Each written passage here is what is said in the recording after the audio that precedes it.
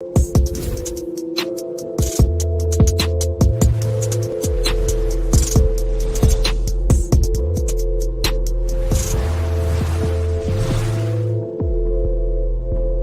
welcome your host, John Coleman.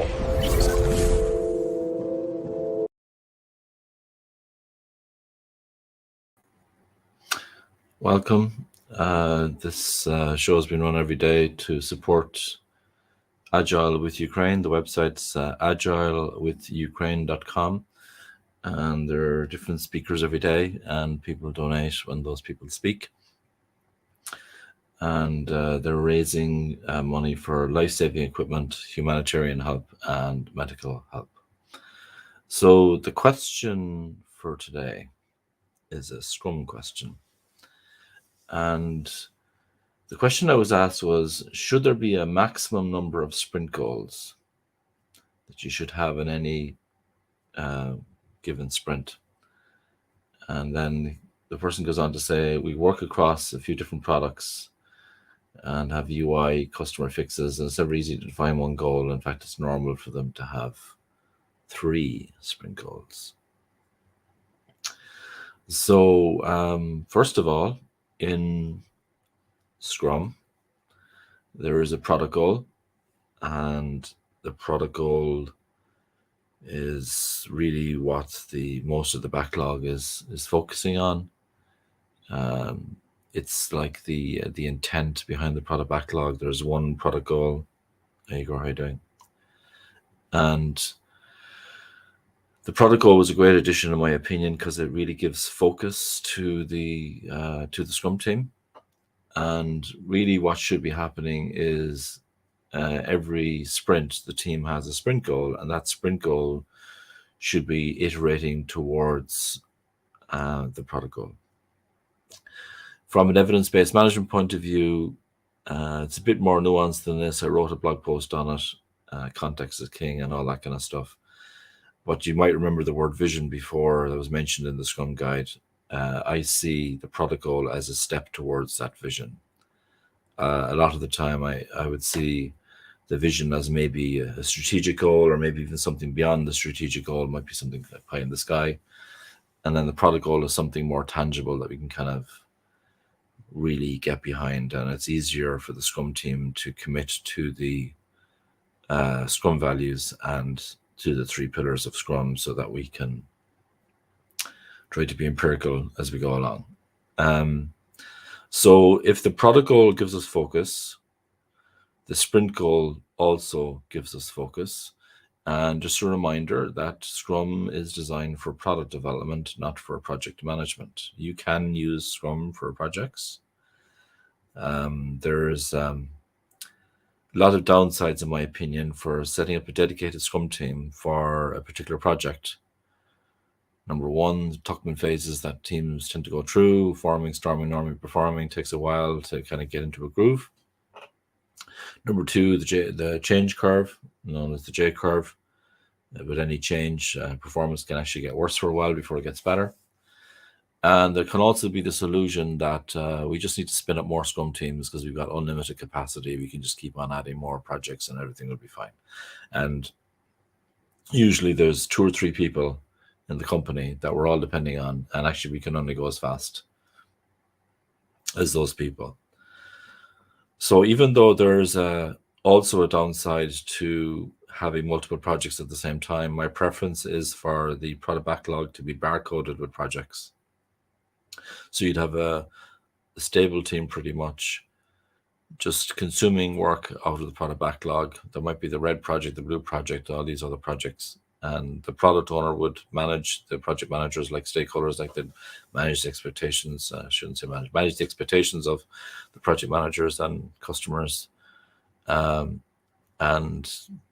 maybe the bottom items of the red project are not as valuable as the top items of the blue project. So there's like a lot of 80-20 thinking, can we get 80% of the outcomes from 20% of the outputs? And these conversations are all being had. And the trade-off is that the team loses efficiency when they've got maybe a couple of projects at the same time. Jerry Weinberg has a famous graph on that. If you have one project, you're 100% focused on it. If you have 2 projects, you're not 50% focused on each. You lose 20% for context switching, and it's 40% in each. By the time you get to 4 and 5 projects at the same time, your productivity is trending towards zero.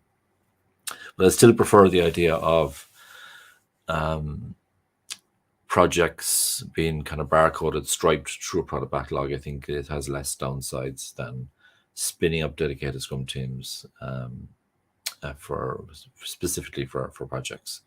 And when you have projects, we tend not to see as many goals. We don't see as much goal orientation. There are some very good project managers, for example, on Amazon, I'm sure, and they probably have an agile mindset and goal orientation, outcome orientation, all that. So I don't want to be tarring everyone with the one brush. I used to be a project manager myself. But it doesn't seem to matter what's in the business case. Once the project gets started, it becomes just about the time, the scope, and the cost kind of thing. So the goal orientation on projects tend not to go hand in hand, and I tend to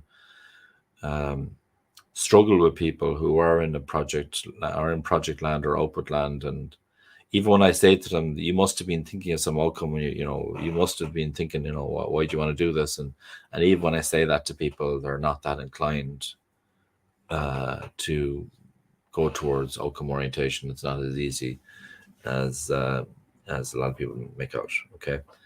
That said, Scrum is about goal orientation, so is evidence-based management. And in the product backlog, there's only one product goal. So the product, and not every item in the product backlog is necessarily for the product goal. You might be seeding subsequent product goals, but you wouldn't start the second product goal without kind of completing or abandoning the first. Is the idea. Okay. So the question then was, should there be a maximum number of sprint goals? And if there's a single Scrum team for a product, the answer is yes, you have one. And I think the person who asked me the question said they normally have 3. That doesn't sound very focused to me. One of the Scrum values is focus. The product goal gives us focus. And the sprint goal should be iterating towards the product goal. So if you have 3 sprint goals, that feels a bit weird to me.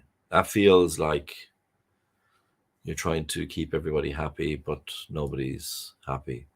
And the guidance that we tend to give is, if there's a comma or the word "and" in your sprint goal, you've kind of lost the plot.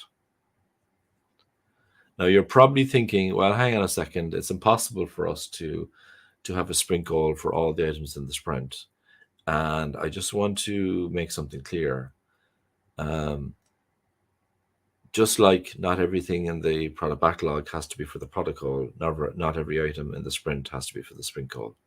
So you could have 6 product backlog items in a sprint, and you could have only 2 or 3 of those that are actually for the sprint goal.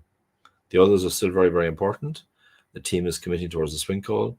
If the sprint goal it comes under difficulty during the sprint because we discover it's more work and so on, hopefully there'll be a conversation between the developers and the product owner if that happens. But we kind of all know what the sacrificial lambs are going to be, if you like. That we know that the 3 or 4 items that are not in the sprint goal are likely to be abandoned or de-emphasized in order to improve our chances that we'll deliver on the sprint goal. So the answer essentially is, you have one. There should be one sprint goal basically, and you don't have a number of those. Okay, so that leads me then to maybe some hints about how do we set goals. And so we put out something on social a while back, maybe some questions you can ask when you're creating sprint goals. Hi Satish, how are you doing and stuff. And so the first question is, what is the problem we're trying to solve?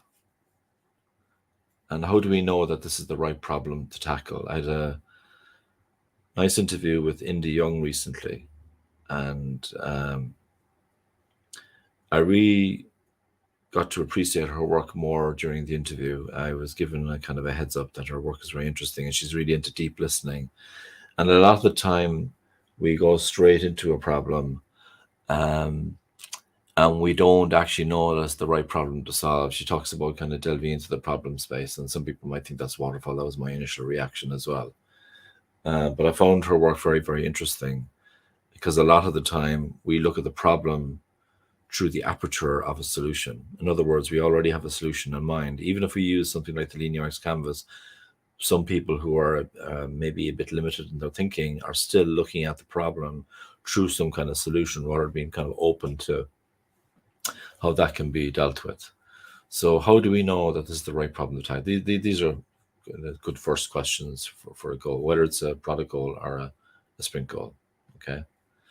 The next one is, what are the needs, wants that we're trying to serve? Remember, we're trying to serve customers at the end of the day and end users. What are the needs, wants that we're trying to serve? Another question would be, how will success be measured? How will we know that we've solved this problem or that we've availed of this opportunity? And what is the opportunity we're addressing? Why this opportunity and not others? And it's not always about problems. And do we have any links to customer research, conversations, or observations from data?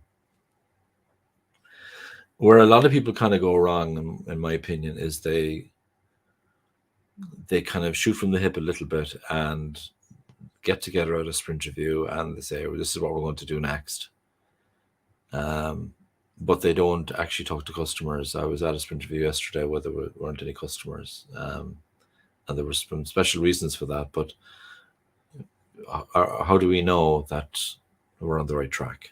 Particularly if the work is going on for a long time, and that can be quite real. You're increasing risk. And I talked in a much earlier session, I think it was summer 2021, about the truth curve from Gift Constable and getting some evidence that we're on the right track through either just meeting customers, doing some cheap experiments, doing some research. So do we have any data to support where we might be going? And what assumptions or hypotheses need to be tested? So really, we only need one sprint goal. We only need one product goal. And I've given you a few tips in this session. I hope you found this useful. If you have a burning topic, that something that's been bothering you, a question, and you don't know how to deal with it, just write to us on whichever social channel you're watching this right now. And don't forget as well to donate at Agile with Ukraine. And I wish you a very good day. Thank you.